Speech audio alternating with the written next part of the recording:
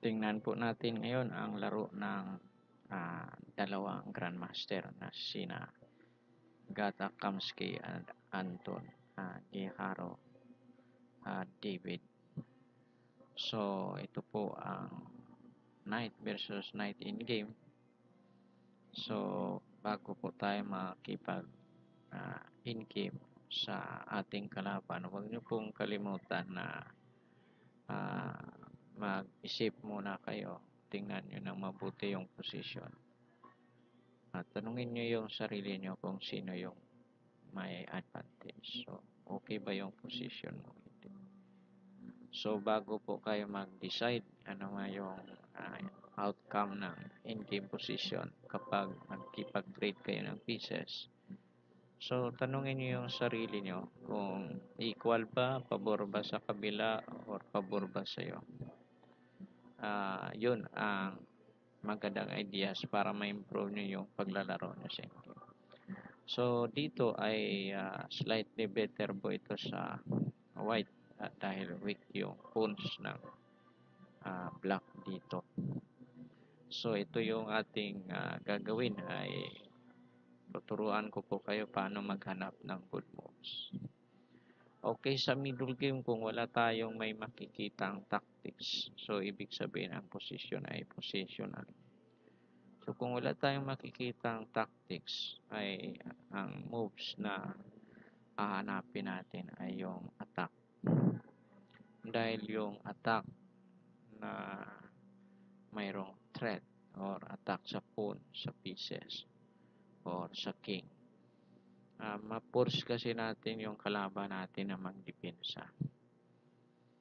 Minsan, developing move, for example, dali natin yung rook sa open file or bishop, dali natin para makontrol yung mga lines, diagonal lines. Pero mas better talaga, so i-compare natin kung mayroon bang attack. So, alin ang mas better, developing move or attack? So, yan ang magandang ideas. So, kung walang attack, so, or ayaw mong mag-attack, tingnan mo rin yung move na capture or trade. Try to consider yung move na trade mo yung knight, mag-trade ka ng bishop, makipag-trade. Sabi ng mga master, trade your pieces wherever is possible sa middle game. So, ang ideas kung bakit tayo makipag-trade ay para lumuwag yung position. Para magkaroon ng magandang square yung ibang pieces mo.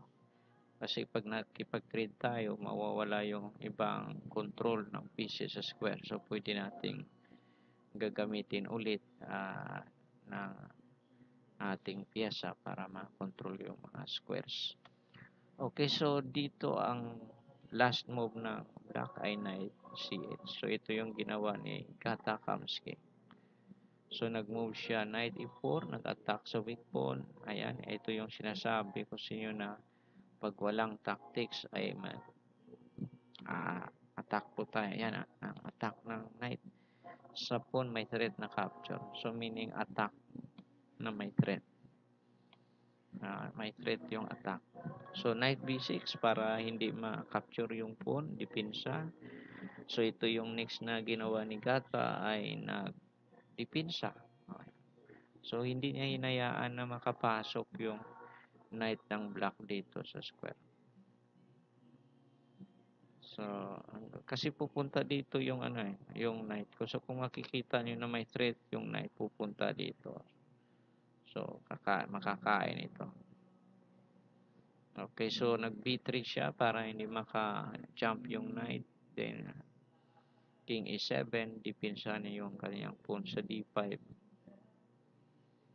Okay, kaya lang ito yung ginawa ng white. Pag nagdepensa siya ng king para maalis yung kanyang knight. So, ito na naman atake ng white na atake ni Gata Kamsky. Tapos, sunod yung... So, pag nag-king d6 siya, mayroong king g6. So, kung mag-move siya knight d7 pa depensa, mayroon pong Pwede siyang mag-move king f7 tapos knight h5. So, makaka-capture ito yung pawn. So, king h7 para hindi maka-king g6. Okay, knight e6. Ang ginawa ni Gata para atakin yung weak pawn sa d5. Okay, nagdepensa yung black sa counter attack, defense, attack and defense, king g4, depensa muna. So, sa posisyon na ito, pangit naman pag nag-move siya a6, makaka-capture rin. So, yung ginawa niya ay sinira niya na lang yung pawn structure ng white. Capture, okay, tapos counter attack. Okay, capture, nag-capture rin siya. So, dito ay winning na dito yung white. Ang reason dahil dito may 2 versus 1. So, winning talaga yan. So, ito yung in-game. Pwede nilang dalhin yung king dito sa queen side. Pabayaan na lang yung pawn dito sa king side. Okay, tingnan po niya. Okay, dalhin yung king doon sa queen side. Ayan. Okay, so hindi siya nag-move king c4 dito kasi pag king c4 blunder yan, may double attack kain dito. So yan ang ginawa niya, nag-attack na knight, depensa muna, tapos king move ulit. Okay. Ayan, may 2 versus 1. Tapos nag-move siya, counter attack, inatake ha. Okay, nag-move pawn. So pawn majority, gusto niya gamitin. Okay. Okay, nag-move. Okay, nag-move. So, ang ginawa ng white dito ay nag-create ng pass pawn. Protected pass pawn, medyo mahirap yan. So, knight e7, nag-give up. Give up na lang yung kanyang pawn. Wala siyang ibang choice. Okay, pagkatapos nag-move king. Okay, check ulit. Tapos, depensa. Mayroong move. Okay, king move. Sana. King move ba? Capture, check. King f6. So, mayroong 3 moves mate. 1 to. 2 moves mate. So, yan po ay winning na po dito yung white. Napakaganda po ang kanyang ideas. Paano atakin yung mga pawns. So, yan po ang ma-learn natin dito sa chess in game sa laro ni Gata Kamsky versus Anton Quijano sa Green Open 2024.